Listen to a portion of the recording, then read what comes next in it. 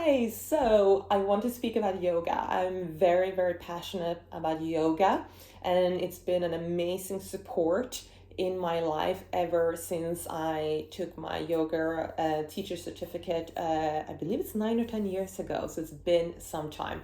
Before then, I went to studios and classes, like most of us do, in the city for almost 10 years before I went to yoga teacher training. Now, the system of yoga is what I refer to when I speak of yoga. The 8 limbs of yoga, Ashtanga yoga, is a system. It has so many different parts, and what we know about in the West is only the asana part, yoga asana, the physical part, maybe pranayama, the breathing, or the different meditations and things like that. But there are so many different parts in yoga. So this system that is in place or has been in place for thousands of years has been my foundation, my anchor, the place I always return to when I fleet away, when I'm confused, when I feel disempowered or lost, to be honest. That's where I go.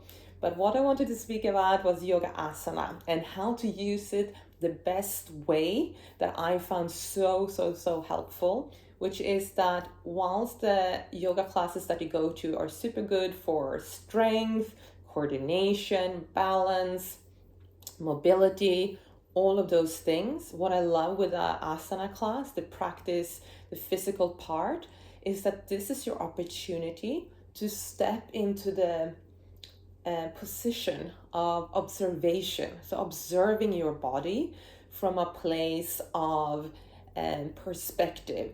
And that's why I love hatha yoga. Now, doesn't really matter what yoga it is. It's more about going into the class with intention of let me observe my body, right? And as you do your yoga asana classes, the physical part, you will notice that one day you can reach here and you can bend there and you feel strong, and another day you're out of breath, you're not feeling it. And as you develop the skill of observing your body, you will start to develop the skill of observing your mind. One day you're stressed and you're not paying attention and you can't do that balance thing that you could the other day. And a different time you're super focused, and another time you're looking at someone else, and then you're thinking, why can I not do that? So you start being more and more conscious about your mind. But what's interesting here is as you develop your physical capabilities within the yoga asana, you start realizing like, my body can change and I can do this thing that I couldn't do a year ago. And you start to open up the body. For me, yoga asana is not necessarily the strength and the flexibility, even though those are great things. It's about the softening, the opening of the body that is not so hard and resisting all the time.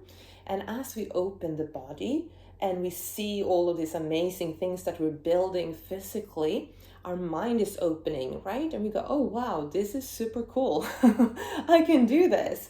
And as our mind is opening to change and we can see ourselves develop and we observe ourselves and how our mind is going inside the class and outside the class, this is how we come into opening our heart. Because as we open our mind to ourselves, we start having grace for ourselves, kindness, compassion, and we start understanding that everything is changed all the time. And as we practice more and more, we start developing an open heart. So we start having compassion for other people when they are stressed, unfocused, or annoyed and frustrated. And we understand where they're coming from. Or the opposite, we can look at others and say, but they also have the capacity to change.